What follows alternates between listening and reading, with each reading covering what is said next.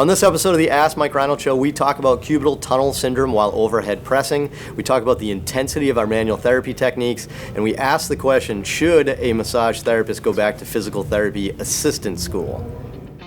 The Ask Mike Reinold Show. Helping people feel better, move better, and perform better.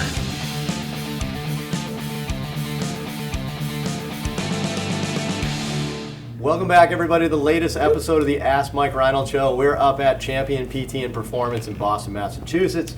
We're here with Lenny McCrena, LennyMcCrena.com, Dave Tilley, ShiftMovementScience.com, Dan Pope, FitnessPainFree.com, and Mike Scaduto, MikeScaduto.com. Right? Good one. That was pretty solid. Fluid. We also have a couple of fabulous students. We use a different adjective each episode. Let's challenge ourselves. This episode is fabulous.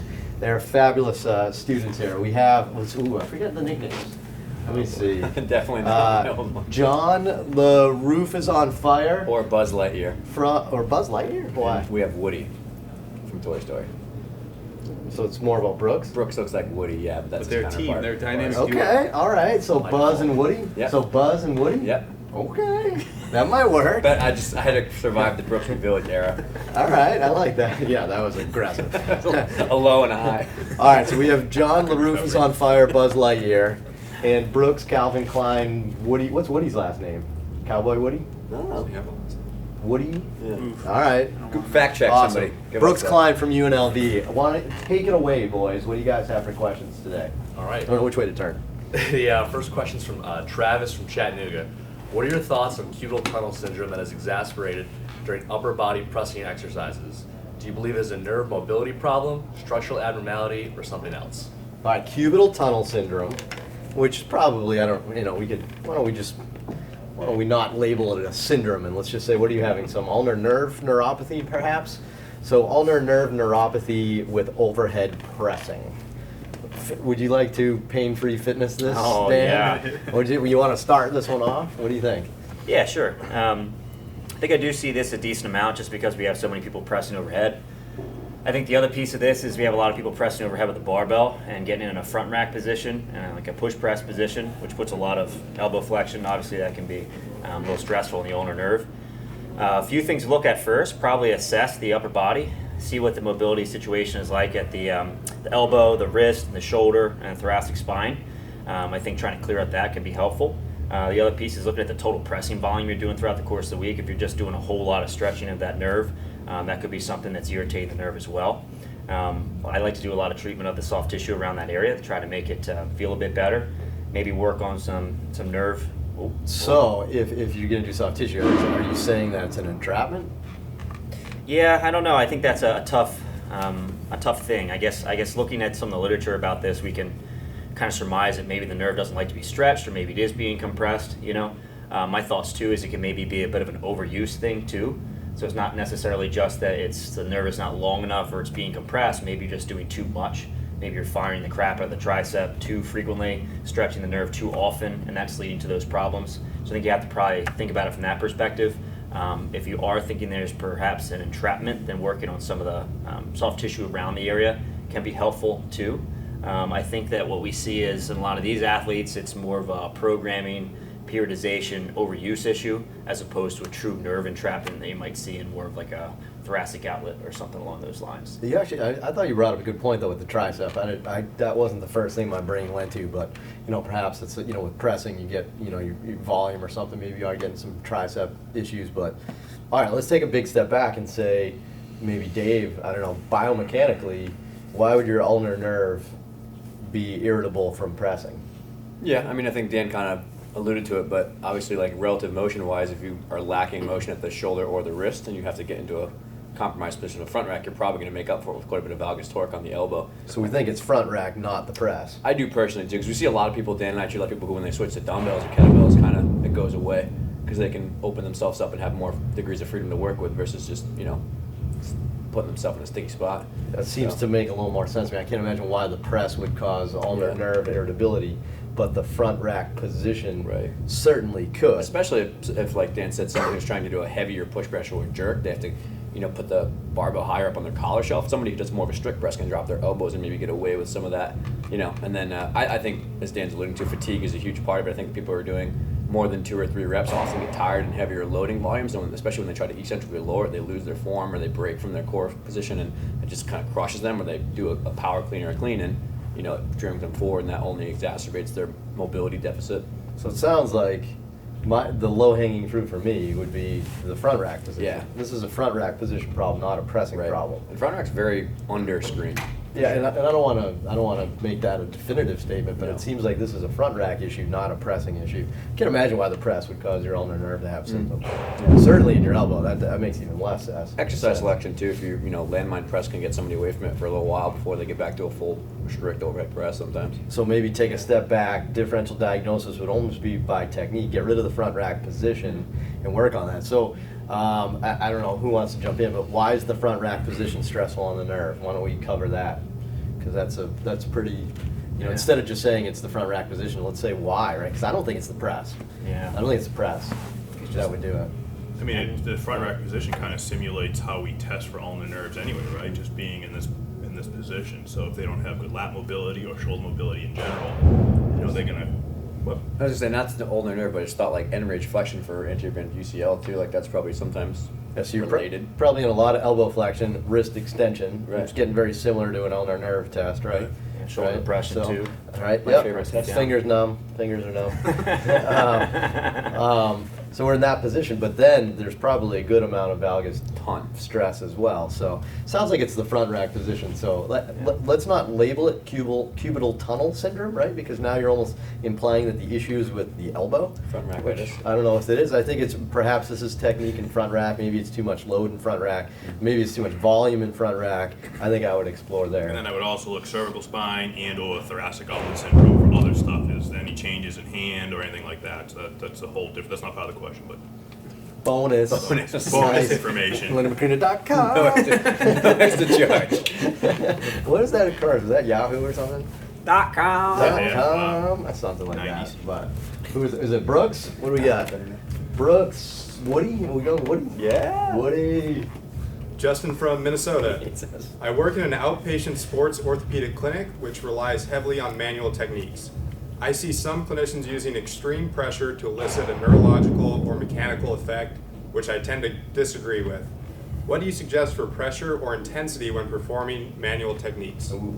Extreme pressure. Yeah, I I'd love wanna- to see the definition of that. Define that. I'd love to Heard see of that. That's a good question. That's actually a really good question. If we paraphrase that question, is how much stress should we apply with our manual therapy technique? So I don't know. Let's start, Mike. I mean, you're in school. You're more fresh from school. What did they teach you on this topic? Like even in lab and stuff like that. Like how much Well, did you use extreme pressure? I don't know how you define extreme pressure, but we learned the different grades for joint mobilizations and manipulations, and maybe extreme would be a grade 5 manipulation. I don't know if that's extreme.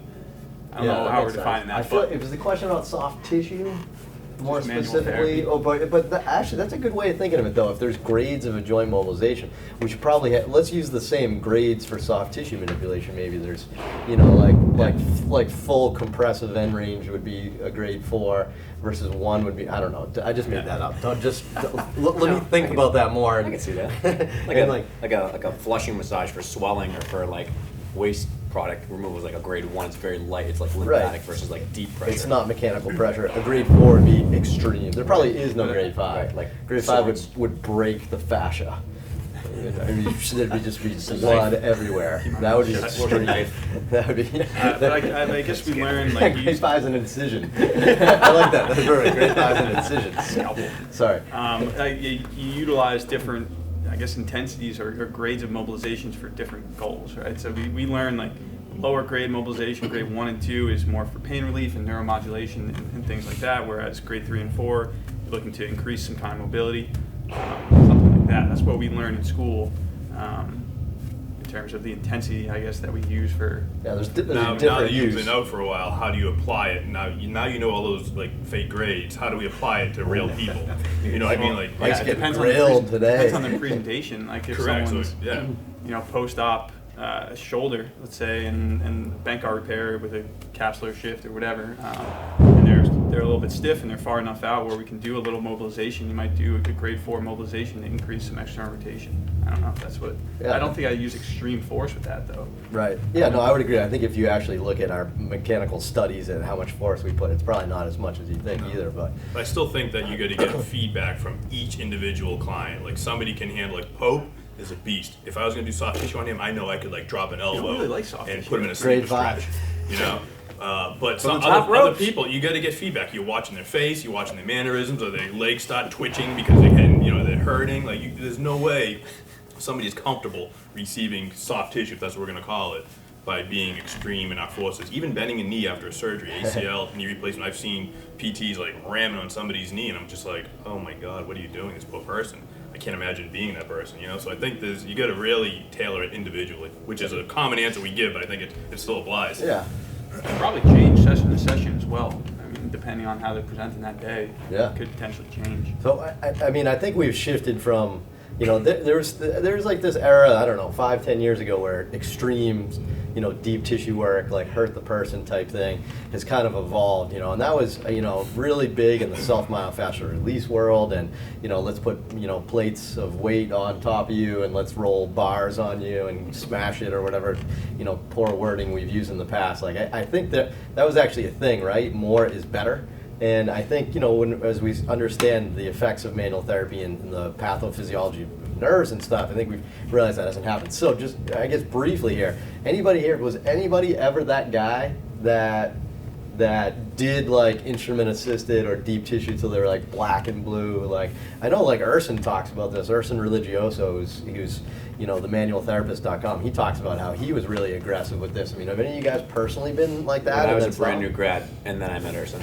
Yeah. Yeah, like Urson was the first like kind of mentor that I had online when I was starting about like not doing that. And I was like, that makes sense. And then I stopped. So you used to do instrument assisted until you saw a lot of petechiae and maybe you had some ecchymosis that kind And of the aggressive stretching. That was kind of. all that stuff. So you've since changed. And I've only gotten better results. I was gonna say, how are your results? Yeah. And they're better, right? So in terms of people liking me and in terms of actual objectives. So I think we'd agree with your concept of it. I don't know, extreme's probably not the best in the world, right? They may get good outcomes. There might be some people that are okay with it if they've been getting soft tissue for a long time. But I don't think that's ever like our first choice. I think it's always best to err on the side of not being extreme and see if you get your physiological changes you're looking for. I think we always assess and reassess and see how it is. And if they didn't, perhaps you needed to do more pressure, right? Good. Buzz? Still trying to embrace that. Buzz, what do we got, Buzz? Elliot from Miami. Hello, I'm currently a massage therapist. I'm currently considering PTA school, but wonder if it's truly worth it financially. With the certifications and experience performing manual therapy on my resume, help outshine the competition and would make it a financial difference having these certifications. All right, massage therapist wants to potentially go back to school to physical therapy assistant school. I guess I'll start by saying, maybe you guys can talk about the finance part of this.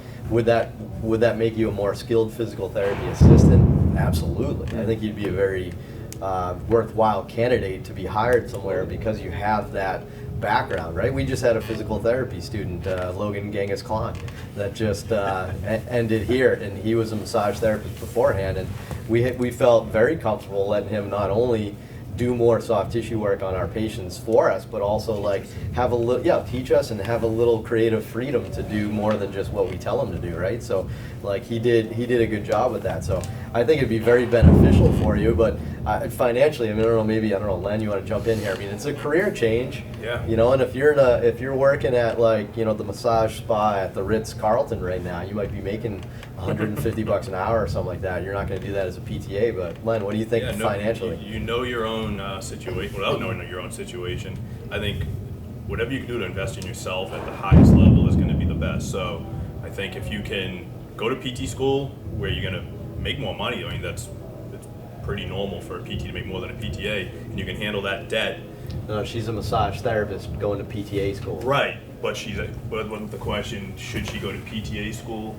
But she's a massage therapist, not going to PT school. Oh, my bad. I thought she was questioning PTA or PT. Okay. Massage therapist, should she go to PTA school? PTA should make more than a massage therapist. Yeah, it depends Potentially. on I your situation. don't know. You could be Depends. charging over $100 an hour as a massage therapist. Correct. I'm going to twist and say look into PT school. Yeah. which is where I was That is going. a much more. 'Cause I think it can be very valuable to be able to do soft tissue like our Logan Genghis Khan and have the PT knowledge as well. Unless you're making over 100 an hour at Right, cash-based yeah. massage, then that's a whole different Yeah. story. I'd be careful too because it sounds like she's looking to potentially do a lot of joint mobilization type stuff. And I don't know if you'd be able to potentially do that just as a PTA massage therapist without being under the guidance of another physical therapist legally. Right. So if you- PTAs can do mobs, right? I think, but it's Yeah. also part of a plan of care coming from a physical Yeah. therapist. Right. So if she's not working Right. underneath a physical therapist, she might not be able to use any of these skills she just Oh, acquired. that's good, but she's not. You're not going to be able to use your Autonomously, PTA yeah. skills in your massage therapy practice. Right. Yeah. That's a good. Yeah, you're gonna have to completely switch. I didn't even think of the question that way. That's a good Yes. point. Like you're gonna have to switch careers to be a PTA and use your massage therapy skills, not vice versa. Yeah. Yeah, that'd be a good way of saying it. So, yeah, I think that. I mean, that's pretty solid info right there. I mean, lots to think about right there. I guess it just depends on your setting right now. If you're in a lucrative cash-based massage thing, then that may not be worth it for you. But I think combining medical and massage, excuse me, backgrounds, I think. Excuse me. I think combining massage and physical therapy assistant like schooling would be fantastic for you. So, yeah, check it out. But awesome. All right, another great episode. Sorry I have a cough. It was pretty good. I made it 15 whole minutes without coughing. That was pretty good. Anyway, thanks so much, guys. Appreciate it. Head to mikereinold.com. Click on that podcast link. There's a form to ask us some questions, so keep them coming. We're getting some great ones. Head to iTunes, rate and review, and subscribe. And we're on Spotify now and all that fun stuff. And we'll see you guys on the next episode. Thank you.